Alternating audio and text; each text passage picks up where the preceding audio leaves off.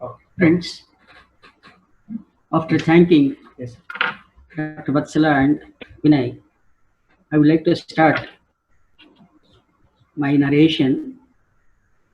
But before actually entering to subject, I would like to narrate one small incident which happened long back, about 15 years, when I was teaching MBA students in one of the colleges. This particular incident which I'm going to narrate indicates how this MBA project or the dissertation can change one's life and also professional career. One of my students who was studying MBA under me used to ask me every time when I used to take the class, "Sir, shall I get the appointment?" I used to tell him, first you concentrate on your studies, complete your MBA, definitely you are going to get the appointment. Fortunately or unfortunately, he was assigned to do the project under me, and he selected the cash analysis of Wipro Limited. And based on only second data, that is published annual reports, we completed the project and he got the degree also. After that, one day he came home and he told me that he got an interview letter from Wipro Limited and he wanted me to tell him how to prepare for the interview. Small guidance I gave, and when he went for the interview, the members of the interview board, they have asked him, show your project report. When they saw, he had analyzed the cash flow of the company, the same company for which he is now attending the interview. They were a little bit shocked because in the process of analysis, we had critically indicated that cash management of Wipro was not appropriate. And in many cases, we also indicated that they should have done like this or done like that. They were very much upset. And the interview itself, he was charged. I said, how much guts you have to indicate that we are not managing the cash properly. We have dozens of chartered accountants who are doing it, and yet we have indicated that our cash management is not proper. He has answered somehow. He came back disappointed. He told me, this is what they asked me. Said they were not happy with the report.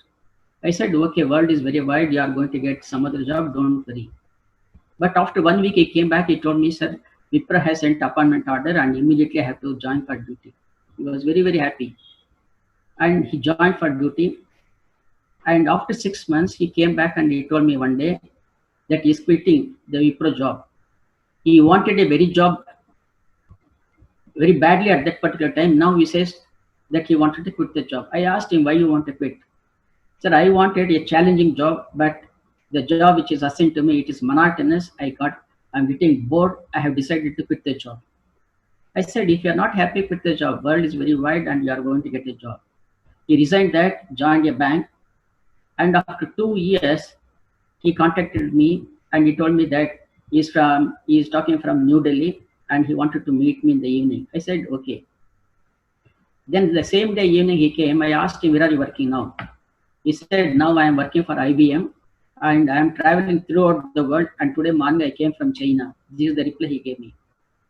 And all this he attributed, sir, my project work, which we did honestly, because of that today I am moving about the entire world because it has given me confidence. Because Wipro people, they were unhappy because I had criticized them, but at the same time they were very happy because I had criticized them based on the facts which are given by the annual report. Friends, this is what I wanted to indicate, that when you prepare the project report, you should not assume that it is going to be for the purpose of submitting to the university and getting a degree. It is not that. It has got a wider meaning. You are going to get exposed to the external world, as well as this is the time at which your honesty and integrity is going to be tested through your project work. And I tell you, this could result in the form of a stepping stone in your career. Friends, now I'm going to start with the actual lesson. And first one, all of you talk about research in business. What is research in business? That you must understand. Because basically, any project report will have to have some idea about why we take up this project work. Now, according to me, Research in business indicates comprehending the problems of business. What is meant by comprehending? Comprehending simply means that you must understand the problems of business and making an attempt to identify the reasons or causes for such problems. So first one, you must be able to understand what are the problems of business. Second one, you are going to make an attempt to identify what are the reasons or the causes for such problems.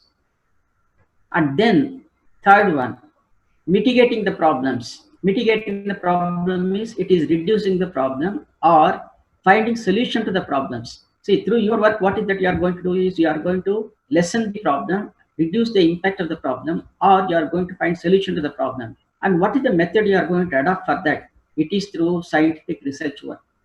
This everything, when it is put in the form of a sentence, only one sentence, which is comprehending the problems of business and making an attempt to identify the reasons or causes for such problems and mitigating the problems or finding solution to the problems through scientific research work. When you read this repeatedly, what is that it strikes to your mind? According to me, first thing is it is you must understand what are the problems of business. When you take up a project also, first thing is you must know why you are taking up the project, what are the problems which are involved, issues which are involved in that particular problem.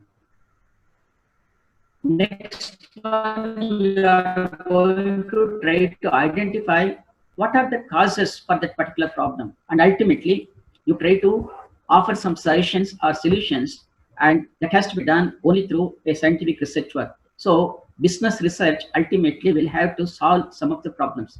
When you say problems, it could be business problem or it could be even problems related to society. So there is nothing like you need not have to take problems of society. You can definitely take up problems of society, but we concentrate because as MBA students, you're supposed to take up the problems of business, and as such, we take into consideration that business research always means that you must identify the problems of the business. Next one, what you should not forget is this business research is unbiased. And please remember, unbiased means there is no prejudices and you are not going to go with any predetermined idea. Your art should be completely be open. It is structured. Scientifically, it has to be planned and it has to be based on sequential method of inquiry, which is directed towards clear, implicit or explicit business objectives. Once again, please remember, we come down to implicit or explicit business objectives. This inquiry might lead to validating existing postulates, that is what it is already understood, or arriving at some new theories or models. In the case of MBA, we may not go for attempting establishing new theories, but at least we try to see that some problems are taken up and we try to suggest some method by which the problems, the severity of the problems could be reduced. We can give some solution to the problems. Friends, a project work is a learning method in which students gain knowledge. Please remember here, I told you it is not for getting marks, it is gaining knowledge. Second one, it is gaining skill. In fact, I asked students, what is the universal skill? And please remember, universal skill is skill which could be adopted anywhere in the world. And also I asked them, which is the universal currency? Many students, they say universal currency means it is dollar. According to me, it is not the dollar, it is the skill. If you have the skill, wherever you want in the world, you can go there and you can work and earn that particular currency. And please remember, project work should lead you to learn and also get the knowledge, skill, and competencies by working for an extended period of time. And here, extended period of time means other than your class work, you are going to go outside and learn. And what learning means what? To investigate and respond to authentic, engaging, and complex questions, problems, and challenges. Please remember, every time I'm repeating, there should be some problem, some questions, some challenges, which are going to make the basis for any research work. If there is no question, no problem, and no challenges, no issues, then you can't do that particular project work as a very scientific project work. So project work means there should be some issue which you are going to tackle in detail and ultimately come out with some solution to that particular problem. Friends, this project work which you are going to do it is a process of learning. And please remember, I told you, learning is what it is: developing competencies, developing the skills or acquiring the skill and getting more knowledge. And this is done through academic activity, which is undertaken outside the colleges in real life environment. So in the classroom, the teachers may take you to industries. They will explain beautifully, but nothing like actually going to the factories or industry and working with the employees or the office of the company and learning firsthand. It is just like this. When you want to go for swimming, if you read 100 books and listen to 100 talks, you can't go and swim in the water. Actually, you must enter into water. Similarly, this project work is you are going to enter into industry or business and actually you are going to learn what is discussed in the classroom in the form of theories by your regular teachers. Now, this is going to be a challenge for the students to think beyond boundaries of the classroom, helping them to develop. This project helps the students to develop the skills, competencies, change in the behaviors, and establishing confidence, which are necessary for success in ever-changing world. Please remember, today without you equipping yourself the right competencies, it is not possible for you to fit into the changing world.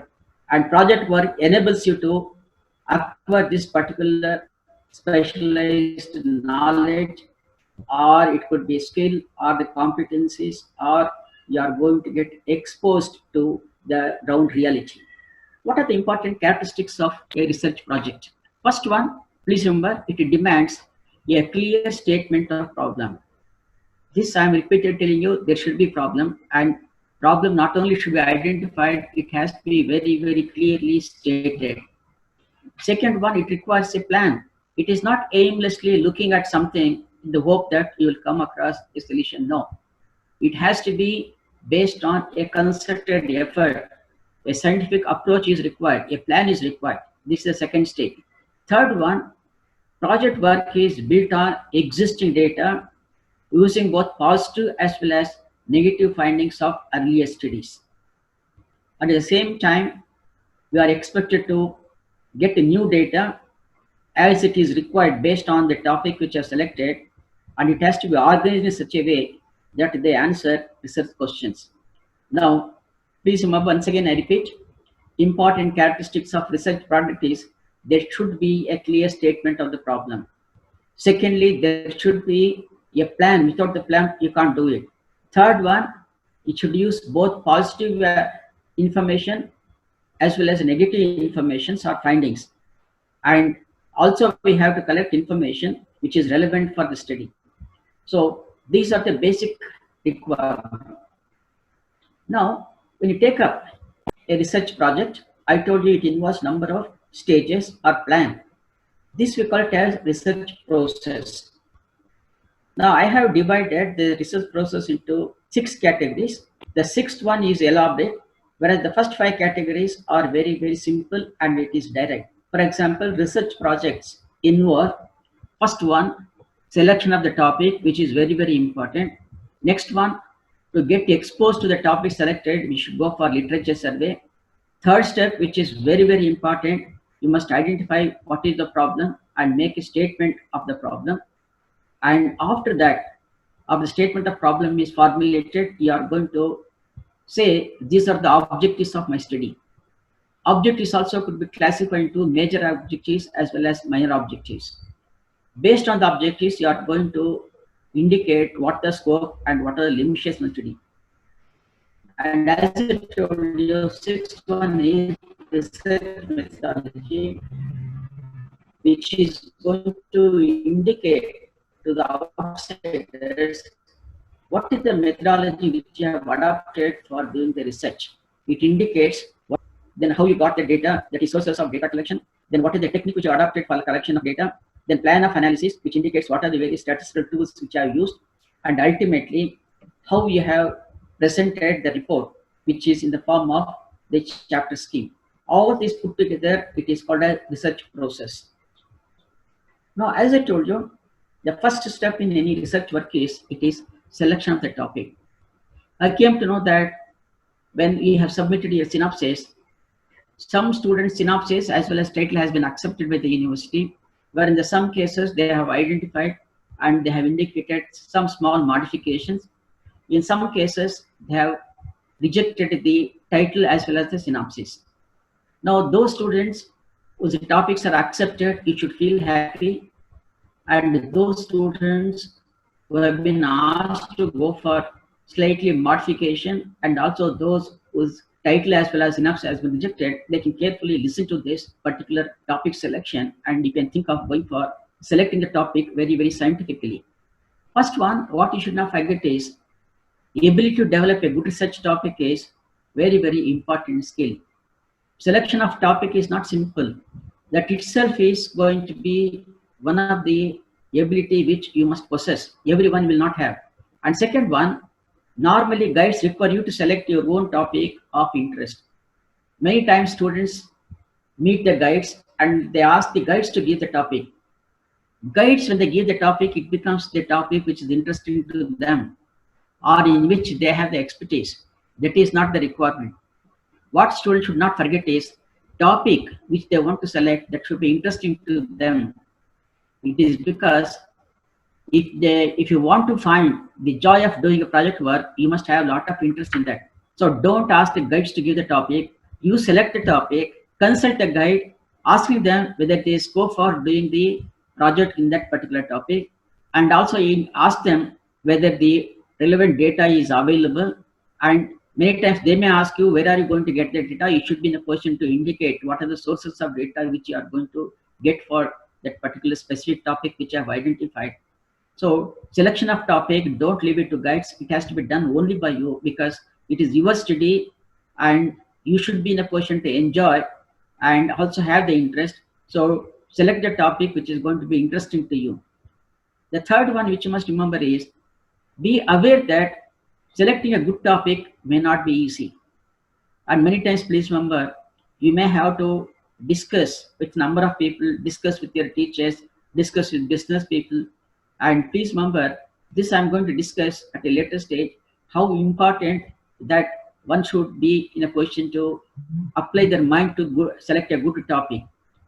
And at the same time, the topic should not be too narrow and focused enough to be interesting, and yet broad enough to find adequate information. Here, a golden path is it should not be too narrow or too broad. It should be in between, so that within the time available, it should be possible for you to complete your project work. Before selecting your topic, make sure that you know what would be your final project would be look like when you complete it. You must have an imaginary mind. You must also think what project is going to be and what could be the finding. I use the word what could be. It need not be what you started with. That idea you may not. Ultimately, you may end with something. But yet you should know how we are going to develop and the shape which your project is going to take, and also finally what you are going to deliver. All this you must be in a position to decide while selecting the topic. This is a very important one. While selecting the topic or deciding about the topic, you are expected to do certain things. First one, brainstorming for ideas. See, getting an idea by an individual is very, very difficult. So what we suggest is you should have a group. And in the group, you must put across the problems of selecting the topic. For example, you have a topic, put across the group and ask them whether this particular topic is good for taking up a project work. And everyone will have to actively participate with their specific knowledge. Okay, so brainstorming is not just idea of taking a topic, it is discussing threadbare the pros and cons of taking a particular topic. The next one is choose a topic that will enable you to read and understand literature. See, many times what students do is they are going to be very, very enthusiastic because they got this particular opportunity of doing a project work. And since they are going to be very young as you are, and they will have a lot of interest and also enthusiasm that they want to produce a very good project work. So they decide to take up a very big project. Scientifically, it is a good project, and certain societal relevance should also be there. But what we should not forget is you are going to work under certain limitations. First one, we have got time limitation. Second one, resources, and then only by you. So in such cases, what is to be done? So here you should always take into consideration that the topic is manageable and the material is sufficiently available. Now, next one, in order to have a complete idea about the topic, identify the key words and understand the very, very clear and scientific meaning of those words. This is very, very important. I'll give a very simple example. When you use the word profit, in profit you are referring to, is it gross profit, net profit, or it is cash profit, economic profit, okay? And whether it is profit before tax, after tax. So all of these words you must be in a position to understand, because if you use the word profit, it doesn't give you full meaning. So which type of profit you are referring to, that you must understand. For that, you must make a list of keywords with a specific meanings. And at the same time, when you select a topic, you must also be flexible. Slight modification should be there. For example, you start working on it and you may end up where it is not at all possible for you to go further. And because of that, always we suggest that you must be in a position to go for a topic which is slightly flexible in nature. Define your topic as focused research question. And please remember here, topics I saw from the university, some of the synopsis they have rejected because what they have indicated is your title is something and your objectives are something different. There is a direct linkage between statement of the problem, objectives, hypothesis, and what you are going to do in the case of collection of data. They are interlinked. There can't be a break. So objective should be linked to your statement of problem, and statement of problem should be linked to your title of the study. There is a linkage which is required. Many times if the link is broken or if you don't establish the link, it means that the project work is not complete. Okay? Try to see that your title reflects objectives as well as the statement of problem. And research is, as I told you, it is a process of learning. You must go on reading, and reading, acquire the maximum information about the particular topic.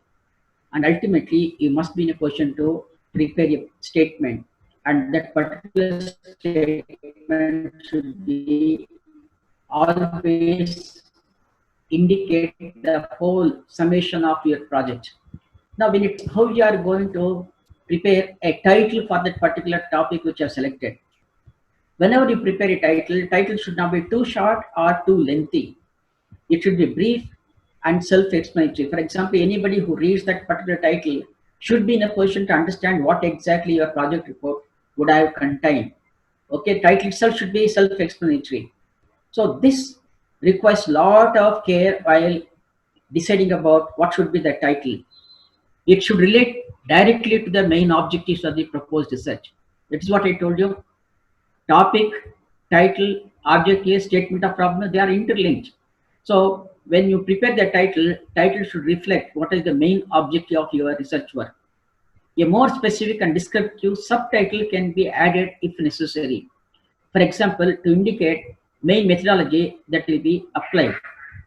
Normally we say evaluation of a particular activity of a particular company, then we say that study is evaluation study.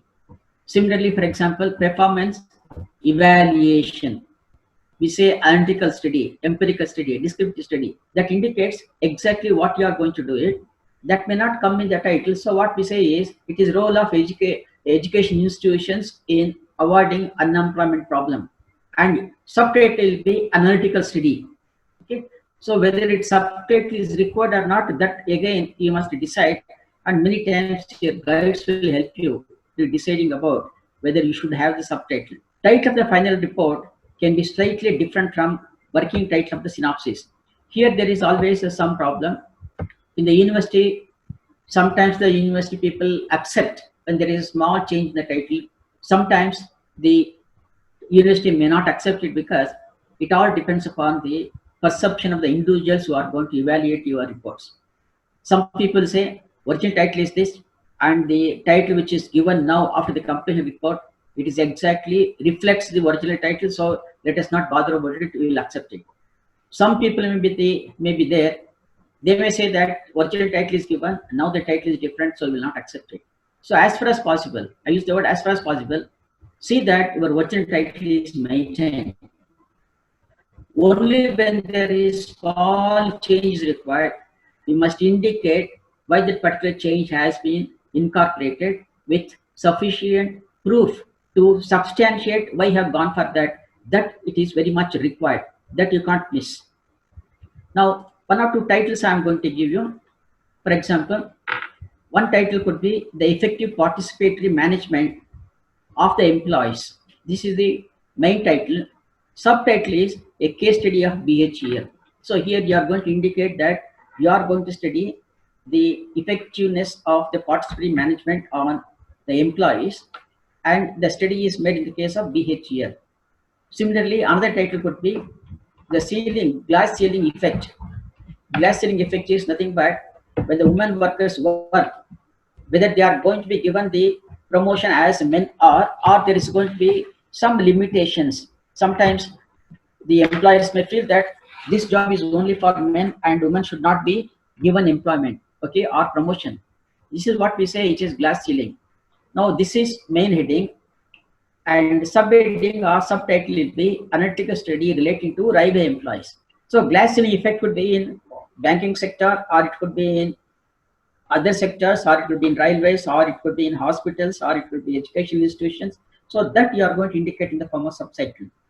Similarly, the main title could be impact of Mahatma Gandhi Rural Employment Guarantee Scheme on the migration of people. This is main title, and subtitle could be analytical study of Vijayapura district. Now what you could do is Vijayapura district could be changed and it could be made as Asan district, or it could be Mysore district, or it could be Chikmagalur, etc. Subtitle could be changed. The main title could be written as it is.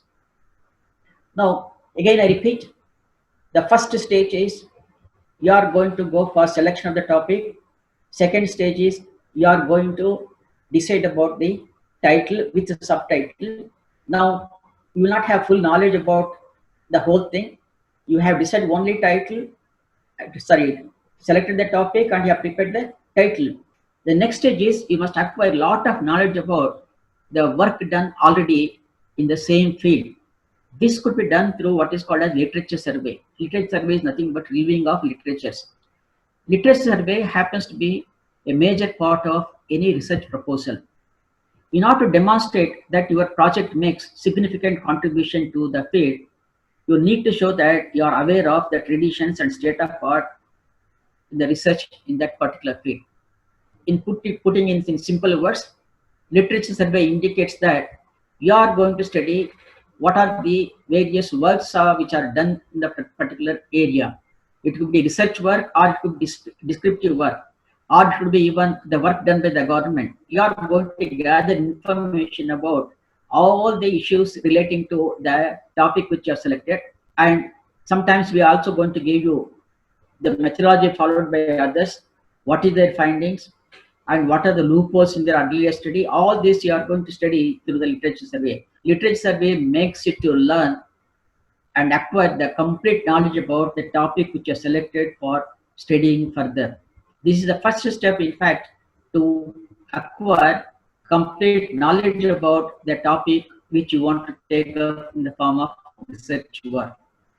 Literature review also examines recent or historical and significant researches which are completed.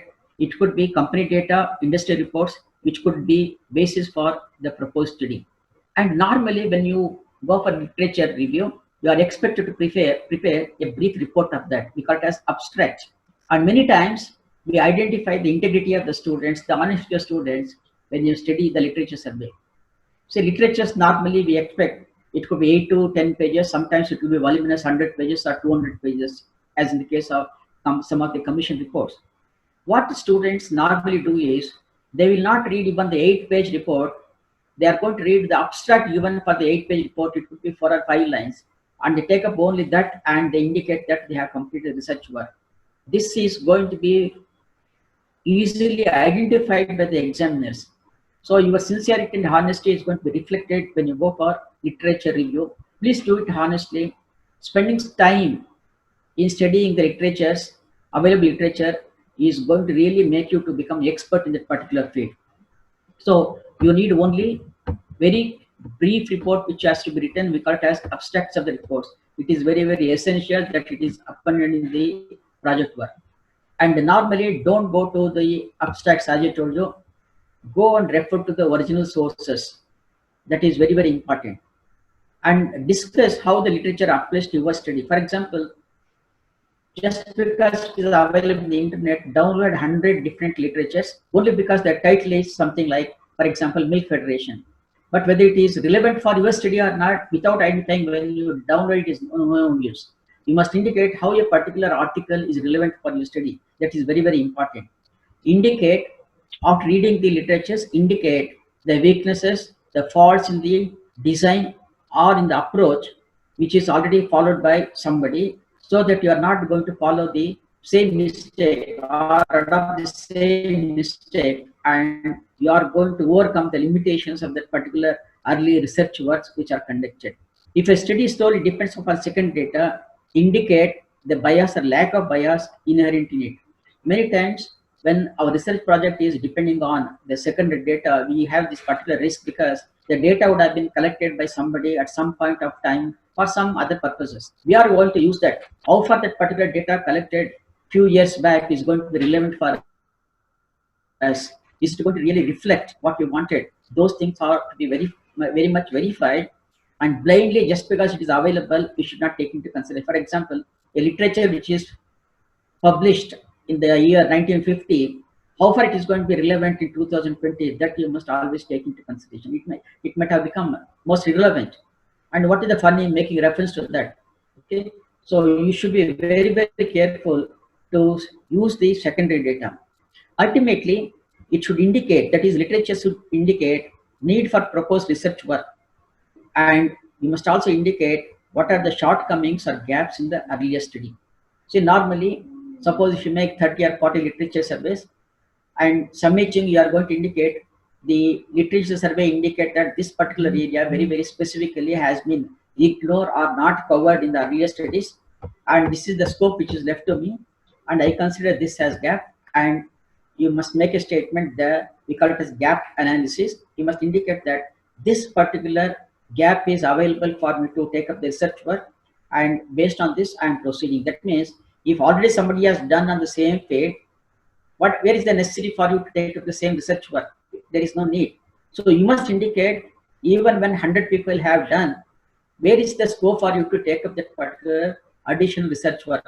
That you must indicate in the form of research gap. This happens to be very, very important step. Now, the next one, after the literature survey, now you'll have a lot of ideas about the topic which is selected. Now, this is the time at which you are supposed to prepare a statement which is called a statement of problem. We call it as problem statement. This is always done after the literature survey. I repeat again, after identifying the topic for your research project, describe in the form of statement the reason for taking up that particular topic in terms of issues or problems involved which require solution. I repeat again, please. And not only now, number of times I have repeated, any topic which you select should have some problem, some issues, and without problem or issues, there is no need for you to take up that particular problem. That has to be indicated. What is the issue which is before you, which prompts you to take up that particular study? Okay, only that you must put it in the form of a statement. And in the process of putting a statement, it has to answer three important questions. One is, what is the problem, or where is the need for studying that? Second one, who has the problem and what is the need? And third one, why it is important to solve. So research work means, please remember, problem should be there, Through your research work, you are going to mitigate the problem or you are going to try to solve the problem. So whether these three important questions you are going to identify or not, that becomes very, very important. Now, many times I have seen statement of problem is one area where most of the students fail to very clearly indicate how the statement of problem should be formulated.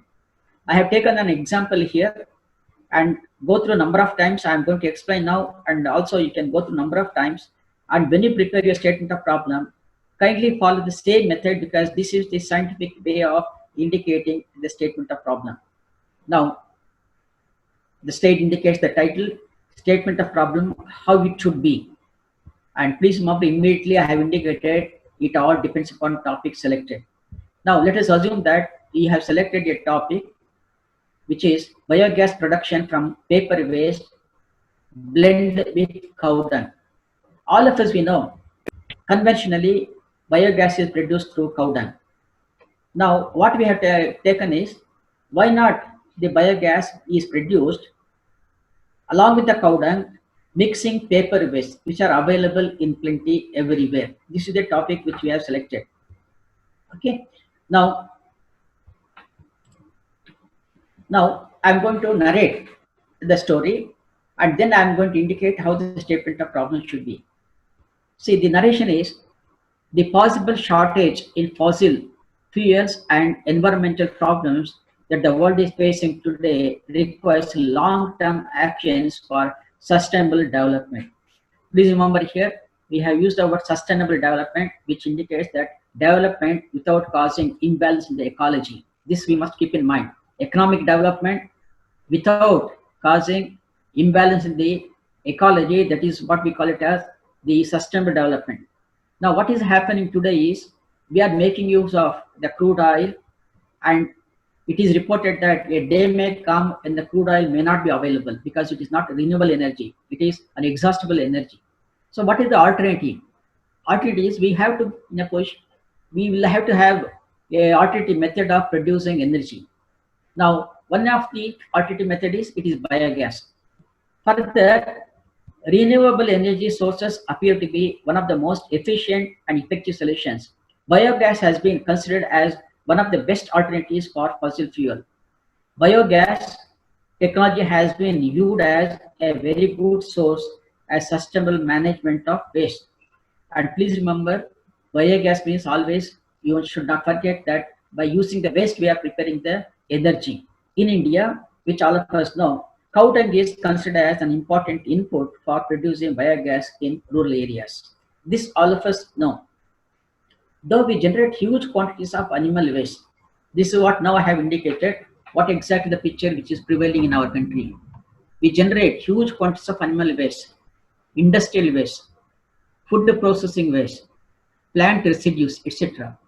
Why these wastes are not properly utilized for production of energy? This is the question. I told you, any research work should start with a question or start with an issue. Now, the question or the issue is, why can't we make use of these wastes which are available in plenty in the country? We also generate, please remember, in addition to that, what is the other issue? We also generate paper waste in schools and colleges, offices, printing presses, factories. Many times we see them littered on the streets as a waste. This is what we see actually in the society. Why the paper waste should not be used as feedstock for biogas production? Again, please remember, I am raising the question. I told you research project means raising the question. Now I raise the question, why paper waste should not be used as one of the sources for production of renewable energy. Now why it is not used? Now statement of problem means I told you raise number of questions. Is it because of lack of technology? What is the lack of technology? How you are going to mix paper waste, animal waste, or the waste which you are going to generate through the food processing industry or through the residues of trees, etc. How you are going to mix with the cow dung? This is one question. So is it because of lack of technology, or is it because of paper waste have alternative uses, or is it because of cost which is involved, or is it because of the government agencies do not support this type of activities? These are the way in which you are going to raise the questions. Okay. See, problem is only one. What is the problem? We do not want to continue with the non-renewable energy, that is fossil fuel. want to go for renewable fuel, and renewable fuel is biogas. In the case of biogas, we are making use of only cow dung. Now, along with the cow dung, why not we make use of other waste, including the paper waste? This is the question which you have taken up. Now, as the paper rust has been used along with cow dung in production of biogas in other countries. Let us not assume that just because we are not mixing it up, it doesn't mean that no other country does it. There could be a number of countries which are mixing the paper waste along with other waste in production of biogas. So that we have to study what is happening in the case of international market. What is their experience? Which are the countries which have made remarkable progress in this direction? To know this only, we have to go for a detailed literature survey. When you go for literature survey, definitely literature survey is going to indicate how the renewable energy is going to be created by different countries by following different methods. What type of technology could be adopted for this? Does it make household level with a gadget? These are the some of the questions which need to be studied against this particular study. See how it is generated. See, first we started with only one, that is biogas, which is produced with cow dung, which is renewable. And then why not we make use of other waste, and what are the problems in making use of other waste along with cow dung for production of the biogas? This is the problem which we have indicated. There are a number of problems, as I told you, whether it is cost which is involved or technology which is involved, or whether the regulators are not giving the permission or giving the permission. Number of issues are involved. These are the issues which you must take into consideration. So when you take up a topic, you must be in a position to study the relevant issues and make out a statement like this. Then only it is possible for you to continue to make up your research work very, very scientific. So summating, statement of problem contains need for research problem. It may be represented by management problem also. A clear definition of research problem is a must. Problem means issues or questions to be examined. Problem must be in the area of respective specialization and must be related to current areas of research. Any issues faced by the organization or related specific issue of the organization should be considered. And please remember, the study can be independent or can be carried out with any specific organization in the form of sponsorship. Now I'm going to give you some small statement of problems, which is right and which is wrong. For example, here there is one statement which is made in the form of statement problem: importance of WTO rules governing exports for the future of Indian exports. Now this is, let us assume that a student has given the form of statement of problem. What is that? Importance of WTO rules governing exports for the future Indian exports. This particular statement is too vague and over ambitious. It covers too many things. What should be the right problem statement? The impact of WTO rules governing the export of Indian textiles to Europe. Please remember here, the first one, which product is to be exported, that is not there. To which country it has to be exported, that is not there. Which means now we are going to indicate WTO rules, first one. Second one, what for it is for exports. Third one, which product, Indian textiles. Which countries it is for Europe. That means only one title or one problem is going to indicate many things. So here you must be in a position to prepare the statement which covers too many things very, very briefly. So the focus here is on particular commodity of a particular location, and information will be readily available. This is how. So when you prepare, you must study whether it is going to cover everything or it is not. Now, research problem can be defined as a gap or uncertainty in the decision maker's existing body of knowledge, which inhibits efficient decision making. Please remember, research problem or problem statement is going to help in efficient decision making. This we should not forget. The gap could be academic and theoretical. Now, in the case of us, it is academic only. But when you take up sponsorship, it could be real-time action oriented. That we should not forget. Now, let us take into consideration, when I say problem, when you have the problem, how you are going to convert the problem into a research problem. This is very, very important.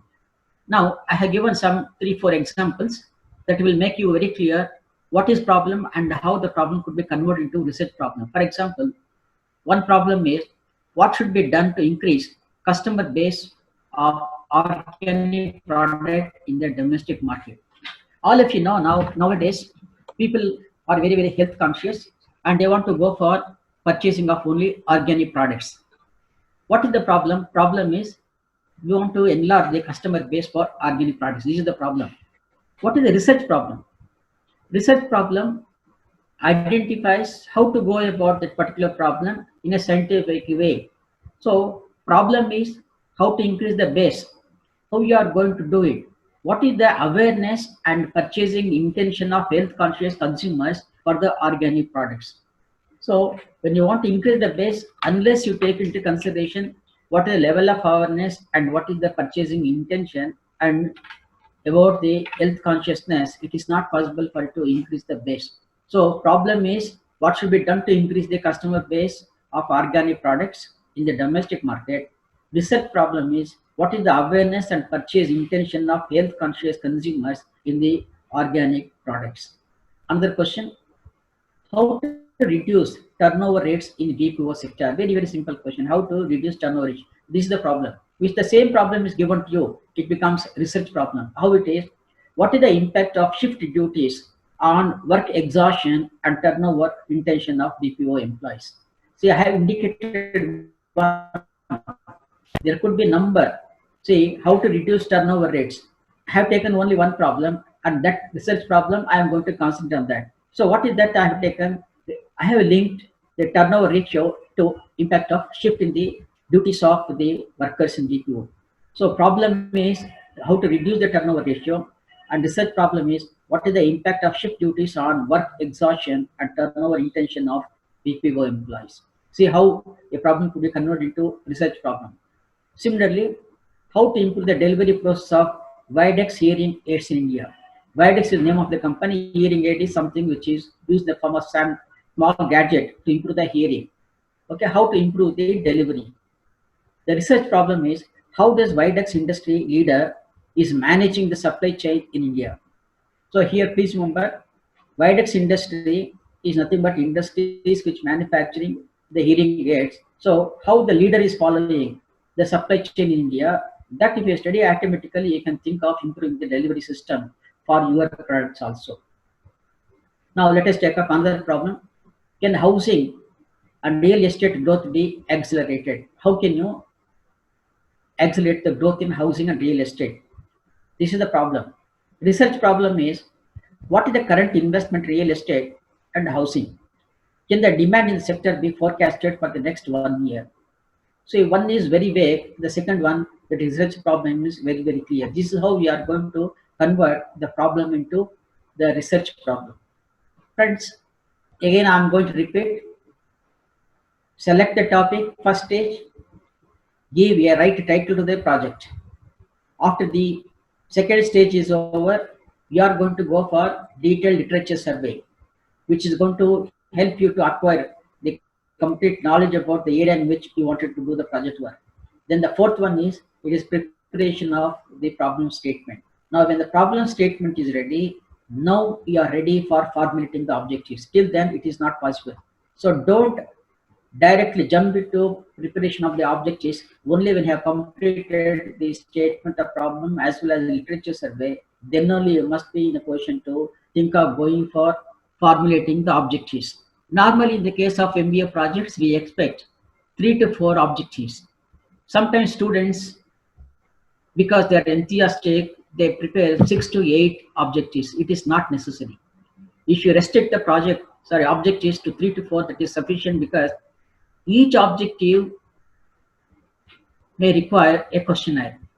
Suppose if you have 6 to 8 different objectives, then you may have to have 6 to 8 questionnaires. It becomes very difficult for you to prepare the questionnaire as well as to collect the data. So restrict your objectives to 3 to 4.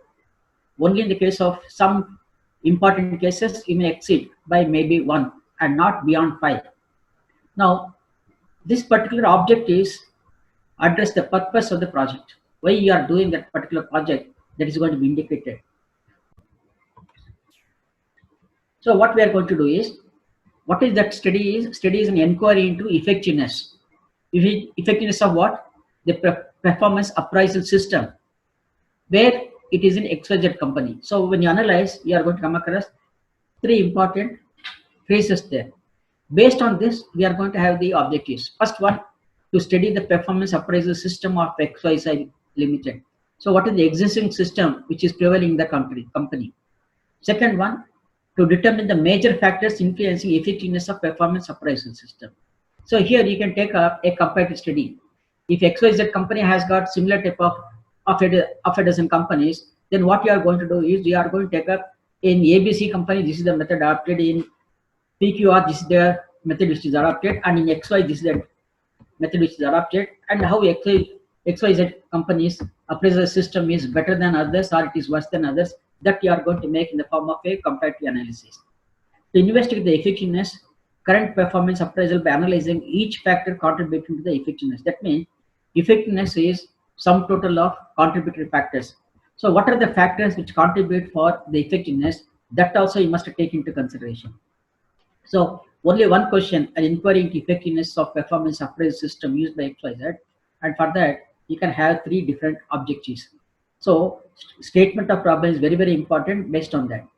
Now, as I told you earlier, after the formulation of the statement of problem, and then arriving at the objectives, sometimes we make statements along with the objectives. These statements we call it as hypotheses. What are hypotheses?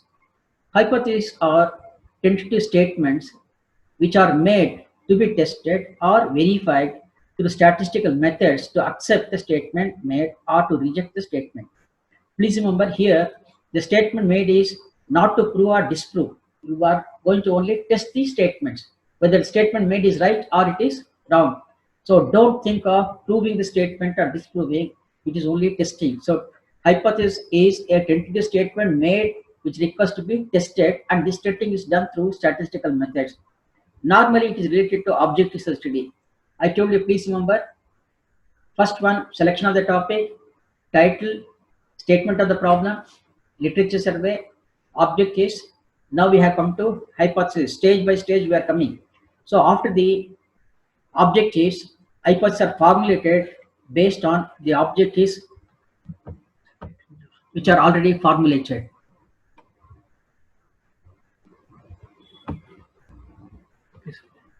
Now let us take into consideration what are the important features of this. First one, hypothesis guide the direction of the study. So we need every time, when you proceed, somebody will have to guide us to go in the right direction. Hypothesis help us to go in the right direction. Hypothesis normally identifies facts that are relevant and those which are not relevant. It also suggests which form of research design is likely to be most appropriate. Hypothesis provides a framework for organizing the conclusion, the result.